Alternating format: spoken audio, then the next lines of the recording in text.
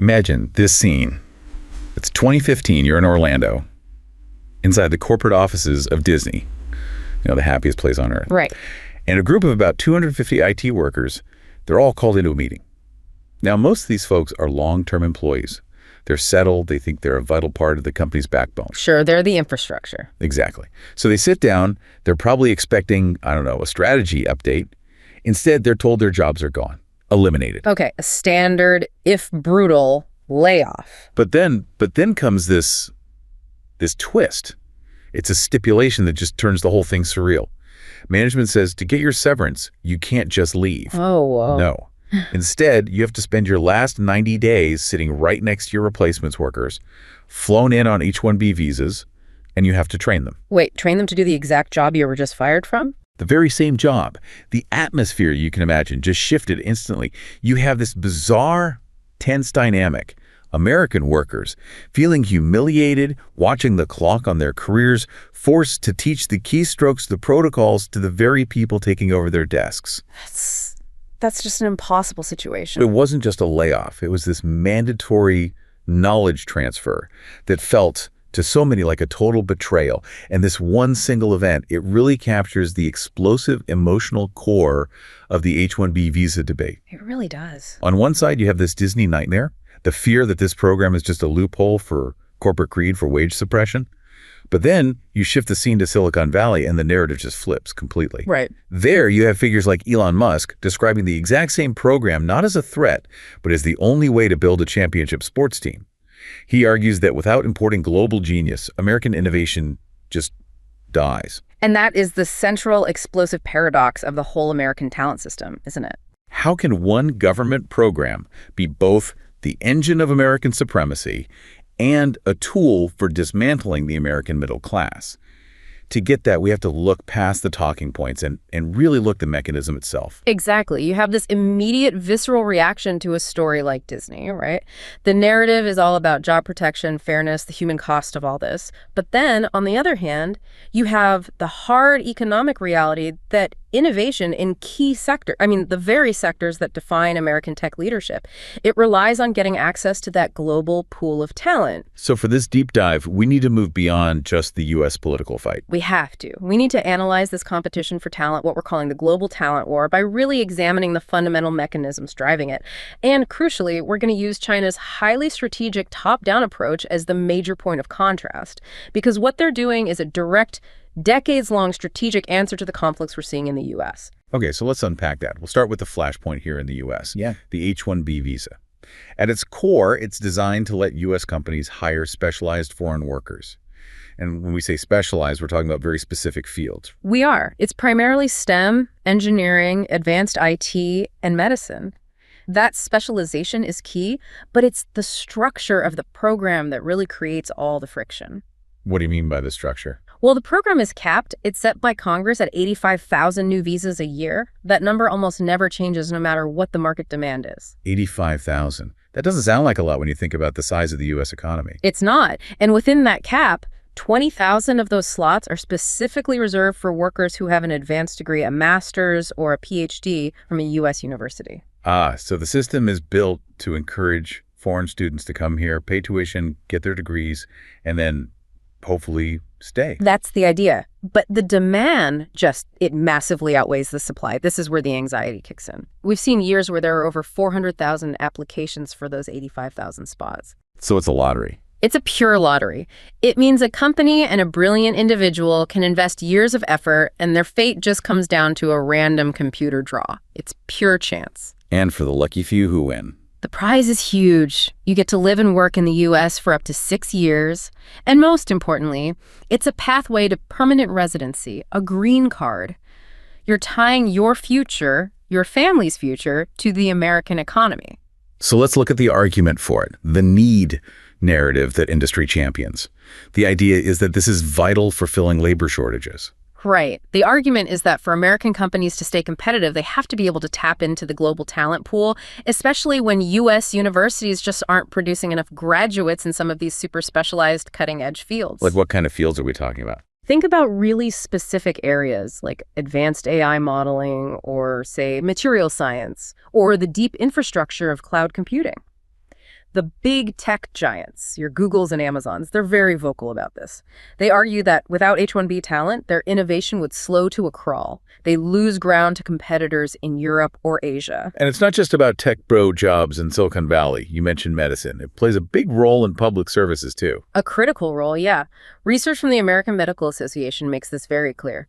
H-1B physicians are absolutely essential for staffing hospitals, especially in rural and underserved communities. Why there specifically? Because a lot of U.S.-born medical grads, frankly, prefer to practice in wealthier urban areas. H-1B doctors often fill those gaps, and sometimes serving in an underserved area is even a condition of their visa. So if you just got rid of the H-1B program tomorrow... It wouldn't just be a dip in innovation. No, you'd see a genuine healthcare crisis for some of the country's most vulnerable people. So the argument is powerful. It fuels innovation, drives the economy, and fills essential needs. Okay, that's the powerful case for it. But let's swing back to the other side, to that emotional core from the Disney story.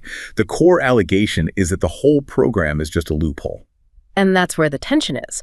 Critics argue the program is often used not to solve a shortage of qualified workers, but a shortage of workers willing to accept salaries that are way below the U.S. market rate. So it's a cost-cutting tool. Essentially, yes. Certain outsourcing firms are famous for this. They use the H-1B system to undercut domestic labor costs, and the result is job displacement and wages staying flat or even falling for American workers in those same fields. And that Disney case from 2015 is just the perfect visceral symbol of this. That image of laid-off employees training their replacements, that's what sticks in people's minds.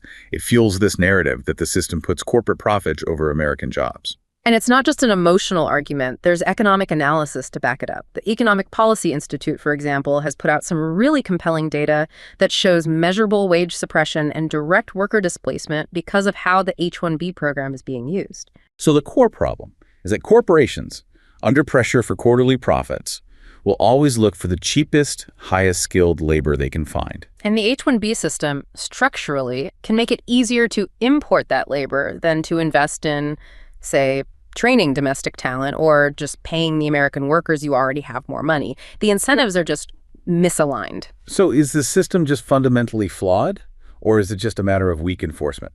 I think you could argue it's a bit of both. The structure creates the vulnerability. When you tie a worker's visa status to a single employer, that worker is inherently less powerful. They're less likely to demand a market rate salary. Because if they get fired, they have to leave the country. Exactly. And the enforcement just isn't strong enough to make sure companies are genuinely looking for that unique, high-priced talent instead of just cheaper replacements. The incentives for abuse are just overwhelming. Okay, so we have this high-friction, deeply conflicted system in the U.S. It's driven by market needs, politics, and constant gridlock. Now let's make that pivot. Let's look at the polar opposite. China's approach. This is where it gets really strategic. That's the key contrast. We're going from a market-driven system choked by caps and lotteries to a unified system driven by an explicit top-down national strategy. China's long-term ambition is nothing less than to be the global superpower in science and technology. And to do that, they see talent as... what did their rhetoric say? They call it the first resource for achieving what they term independent innovation. Independent innovation. That phrase says it all, doesn't it? It means getting away from relying on foreign technology, especially in those critical choke point areas like semiconductors. Precisely. And this strategic push really ramped up around the turn of the century. It was specifically designed to shift China's economy from being the world's factory based on cheap labor to a high-value, knowledge-based economy. And unlike the messy U.S. system, their approach is, what, more organized? It's incredibly organized. It's multi-pronged, centrally funded, and built on 3 clear strategic pillars that all work together. First, build up your own talent at home through massive education reform. Second, bring back your overseas talent, the diaspora. And third, attract top-tier foreign, non-Chinese talent. It's a whole framework where state ambition dictates the flow of people. Let's dig into that first pillar, indigenous talent, building a massive local reservoir of expertise. The scale of their education reform is It's almost hard to comprehend from a Western perspective. It's historic. The reforms go back to the 90s, and they led to an explosion in college enrollment. The numbers are just staggering. The number of undergraduate science and engineering S&E degrees quadrupled. It went from about 360,000 in the year 2000 to 1.7 million by 2015. 1.7 million a year. A year. They're producing S&E graduates at a scale no other country on earth can match. But the classic critique of that is always quality, right? You can pump out millions of degrees, but are they actually high-quality graduates who can fill these high-skill gaps? That's a fair question, and the quality is certainly uneven across the country. But the government is very intentional about this. Education policy now actively steers the best students and the most resources into strategically vital areas. Like what? High-end chips, advanced software, AI, new materials.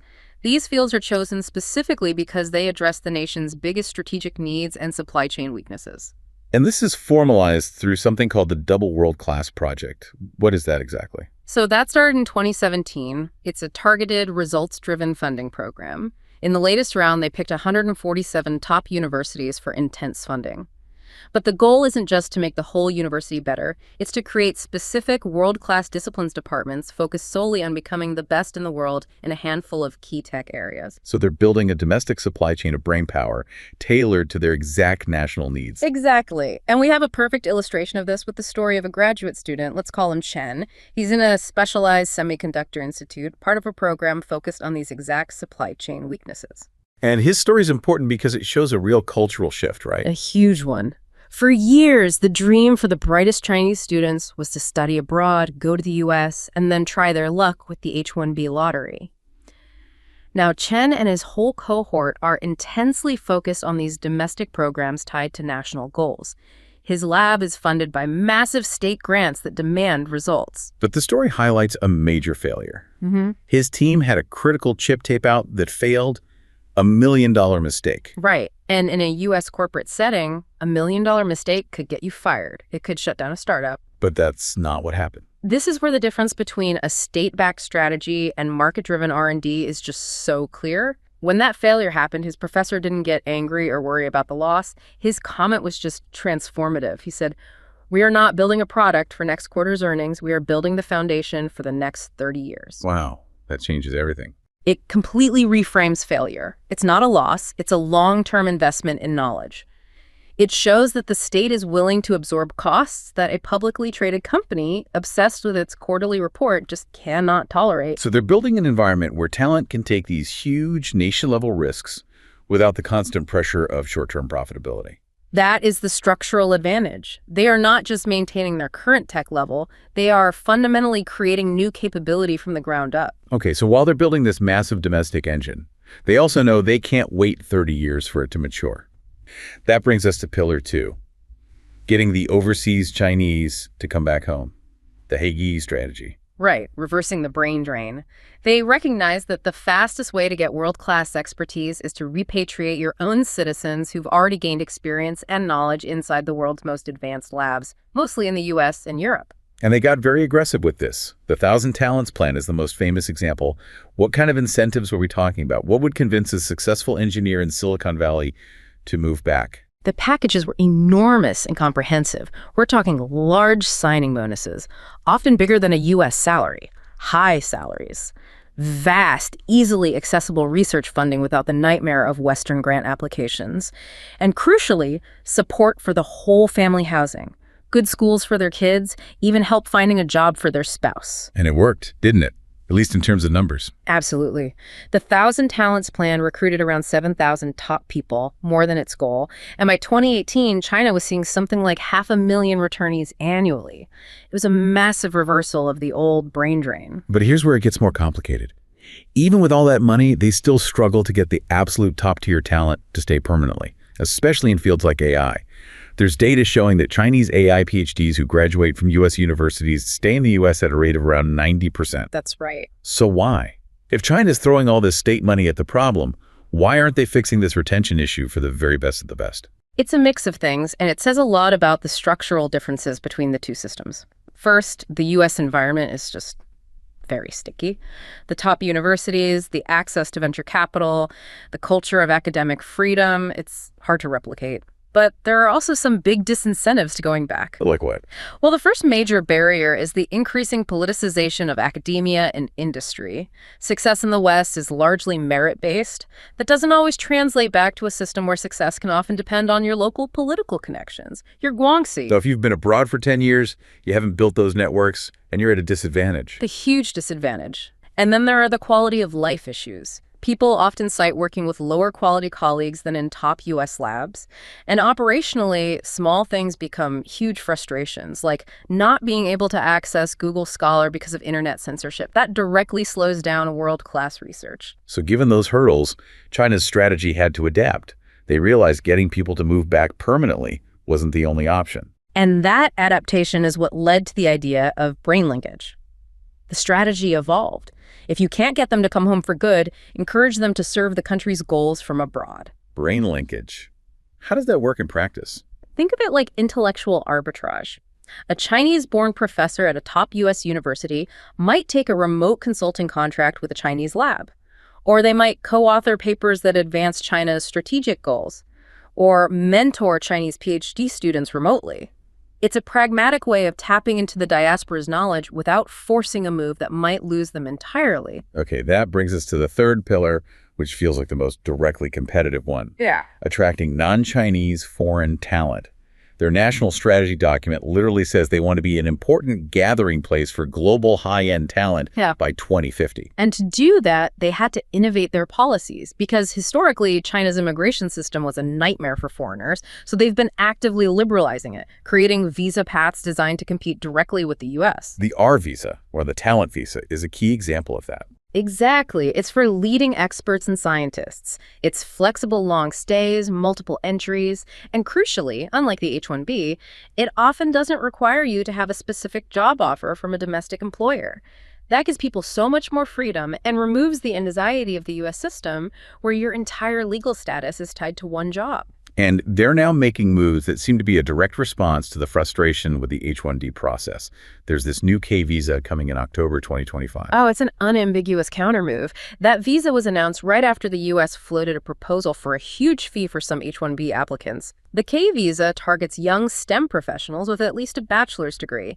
China is positioning itself as a cheaper, less bureaucratic, more stable alternative. Especially for talent from South Asia, who face so much uncertainty with the H-1B lottery. It's a direct pitch to them. China is using the friction in the U.S. system as a competitive advantage. And the advantage they're offering isn't just about money, it's about speed and certainty. Which is perfectly captured in the story of David, right? The senior algorithm engineer from the UK who moved from Silicon Valley to Shanghai. Exactly. His story is so telling because he wasn't motivated by any cultural ties. He just wanted to get work done. He sailed through the R visa process, completely bypassing the lottery anxiety that defined his colleagues' lives in the U.S. But the real shock for him was the speed of implementation. That was his aha moment. He put forward a proposal for a multi-million-dollar AI modeling cluster, a huge hardware investment. In Silicon Valley, that's months of meetings, reviews, budget approvals. In Shanghai. He said he made the proposal on a Tuesday morning. By Friday afternoon, the funding was approved and the hardware procurement had already started. Wow. He said he felt like he was finally operating in the future, actually doing the work, instead of spending all his time asking for permission to do the work. That phenomenal speed, that removal of bureaucratic friction, that's a massive competitive advantage. It's not just about who pays more, it's about who lets genius work the fastest. It absolutely is. And it shows how China has optimized its whole innovation ecosystem for velocity. It's worth noting, though, that their biggest successes in foreign recruitment have still been with groups that have shared cultural ties. For example, they've successfully recruited over 3,000 semiconductor engineers from Taiwan. A huge brain drain from a critical competitor. A huge strategic win for them. So all of these talent efforts, the domestic education, the returnees, the foreign recruitment, they all feed into this bigger industrial policy, Made in China 2025. Right. MIC 2025, launched in 2015, is the grand strategy. It's the blueprint to transform China's manufacturing and achieve total independence from foreign suppliers in critical high-tech areas. This is where the talent strategy meets the industrial policy. Yeah, it's very targeted. It's not just about everything. It's about global leadership in 10 crucial industries. Exactly. The sectors that will define the future: AI, robotics, green energy and EVs, aerospace, and of course the big one, semiconductors. And the money behind this is just astronomical. Hundreds of billions of dollars in direct state funding, plus over $1 trillion invested in supporting infrastructure like 5G. It's a whole-of-nation effort. And the really shocking thing is, despite U.S. sanctions and tariffs and all the countermeasures, by 2024, the program is being evaluated as largely a success. The success in some areas is undeniable. China is now the global leader in 5 key technologies: high-speed rail, solar panels, graphene, drones, and the whole EV and lithium battery sector. The pace is incredible. The target for EVs was 3 million a year, and they hit that ahead of schedule in 2023. They did. And it reinforces their long-term commitment. They've already announced their next goal to be the world leader in S&T innovation by 2035. The talent strategy, from student Chen building the 30-year foundation to engineer David getting his project approved in days, is all just the human capital part of that grand plan. So given how successfully China is competing, how is the rest of the world, especially U.S. allies, responding to this? The global response is basically defined by this fundamental dilemma. You want to compete for this massive pool of Chinese talent, but you're also worried about security and technology transfer. And U.S. allies are actively trying to scoop up the talent that gets frustrated with the U.S. system. Actively. Canada is the most explicit. They've positioned themselves as the alternative, viewing talent discouraged by U.S. policy as a massive asset for their own economy. Their visa processes are designed to be faster and more predictable than the H-1B lottery. And it's not just Canada. No, the UK has seen huge growth in Chinese student applications. Australia's university system is critically dependent on Chinese students. They make up 12% of the entire student body. They're all trying to capture the talent that the US is pushing away. But they're also walking this tightrope with security. It's a constant balancing act. Australia created a specific university foreign interference task force. Japan is looking at US-style security measures. Intelligence agencies in the UK and Canada are warning universities about, and this is the term they use, non-traditional intelligence collectors. Which is a euphemism for students and scholars. Exactly. So this creates this fragmented, tense environment for global collaboration. And that brings us to the role of the individual expert, which is perfectly captured by the story of Dr. Lin. Right, Dr. Lin. She's the lead architect for an autonomous driving platform based in Beijing, but with a PhD from Carnegie Mellon and experience in Detroit. She's a true bridge builder. The story describes this high-tension conference call with engineers from Germany and California. You could feel the geopolitical friction on the line because of all the decoupling talk. They were stuck. And Dr. Lin, instead of getting into the politics, she just shared her screen and focused on the code, on the engineering. She used her deep expertise to find and solve a critical technical bug in the shared code. And the result was immediate.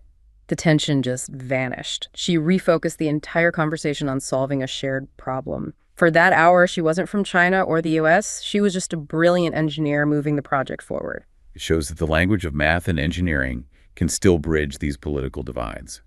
Talent can be a powerful unifying force. It really can. And it brings us to a crucial strategic point for the US. Unilateral policies aimed at restricting things, like broad visa limits, they risk being completely counterproductive. Because you're eroding your biggest advantage. You're eroding your biggest advantage, which is your ability to attract the world's best talent. Chinese officials themselves say that the U.S.'s ability to attract top Chinese minds is the biggest single obstacle to their own ambitions. So when the U.S. makes itself less attractive, that talent doesn't just disappear. It goes to Canada or Europe or Japan. Right, which makes the U.S. restrictions ineffective on a global scale and actually helps China's goal of self-sufficiency by making our allies stronger competitors. So to compete long-term, the U.S. has to move beyond just playing defense. It has to. It needs a comprehensive workforce strategy, big domestic investments in education and R&D, combined with streamlined, sensible, high-skill immigration reform. Chinese planners have said it themselves. What have they said? They've said that restrictive U.S. immigration policies create opportunities for them. And conversely, they admit that if the U.S. actually reformed its system to provide certainty for global talent, it would pose a huge challenge to their own efforts. So every time the H-1B lottery creates anxiety, the U.S. is handing China a competitive edge. A completely unearned edge. And what you're left with is this fundamental battle between two totally opposed visions. You have the U.S. system with its market-driven chaos and political infighting, trying to protect jobs while selectively being open. And then you have China's top-down strategic drive for guaranteed technological independence. We've seen that explosive tension in the H-1B debate and contrasted it with the strategic velocity of China's approach. From Chen in the lab building for the next 30 years to David the engineer getting his project approved in days, it's just so clear that human capital is the most critical resource. It is. And global talent flow is now fundamentally interwoven with national security and industrial policy. Every major economy is being forced to choose how to balance protecting what they have with the need to engage internationally.